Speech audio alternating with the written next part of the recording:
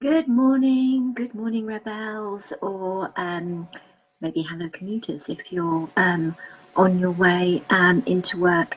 Um, Firstly, this is a little bit earlier than I expected. Things come up, don't they? And I need to head off shortly, but I promise, and I've popped it in this live, that tomorrow it will be at 5:30, and I can say that for sure. So join me then. So I was just curious, today we are going to be talking about good vibrations. So as you know, I do like my songs. I'm not going to give you a rendition of the Beach Boys. But I was just curious about how the journaling is going. Remember that exercise that we talked about, with authenticity in terms of how you're showing up currently in corporate world and how you'd like to be or who you are, almost that sort of laying that bare, that inner rebel in you. And then I was thinking, we were talking about excuses yesterday, and I was thinking, well, are you kind of really mindful of catching your excuses in the moment as they come up, or maybe you've enlisted someone close to you to give you that a little bit of a nudge, and when they notice them, to play those back to you. So today I wanted to touch on our energy levels, and you know what? I was all too aware that my energy really ebbed and flowed in corporate world. And was it a case of good vibrations all the time? Probably not. It probably was a case of, at times, how low can you go? I definitely had a combo going on for sure. And later I want to suggest some sort of self-care tips to raise that vibe of ours. So it got me thinking about how we feel, and our energy levels are so key to how we think, feel, and our behaviour, and ultimately our decisions that we make, whether they're personal or whether they're professional. That's decisions or the indecisions that come with it. So I was just wondering whether you can sort of readily identify the key things that really drain your energy in your corporate working life, your role. And do you notice when those energies take a dip? And also, when you notice that, what do you do to raise that energy level, to give you those good vibes, those good vibrations, really to give you that uplift that you need?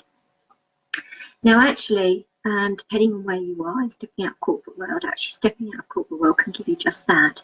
I'm meaning the kind of good vibrations when you have that excitement, that passion to do something different, and you're running at that much higher frequency and vibration. So I guess you're wondering what the key to doing that is, and I never confess to give you a magic pill. So what I think is so key and powerful is to notice when your energy levels drain, and to really identify when you get into that space, and to think about, hey, what's going on for me? How do I feel? And what does it set off in terms of a chain reaction in yourself, in terms of emotions and behaviour? Then my top tip really is to say, when you acknowledge that that's happening to yourself, to actually think, okay, this is happening, I'm in this sort of draining energy space. What does my soul crave right now? What do I do right now to be kind to myself and to step out of that sort of energetically draining space? I never found that easy, but I've kind of got into the flow with that and kind of keep reminding myself and asking that question. Now, I do get it. You might be thinking, actually, if we're thinking about that cropping up in corporate world, the last thing you can do is to think, oh, I'm in an energetically draining space. I'm going to leave the office, fight or flight, whatever it might be. You can't just walk out the door. But you can be more aware of it and think about, if you are in that space, how you can gradually make that energetic shift. So that might be getting out at lunchtime, planning what you might do when you get home, maybe having a bath, a relaxing bath before you go to bed. And again, it's that self-care chimp that sort of it's making itself heard and checking in with you to say, how do you feel at the moment? So really offering yourself that self-love so you can really change the energy battery of yours and really kind of energize it and fuel it again.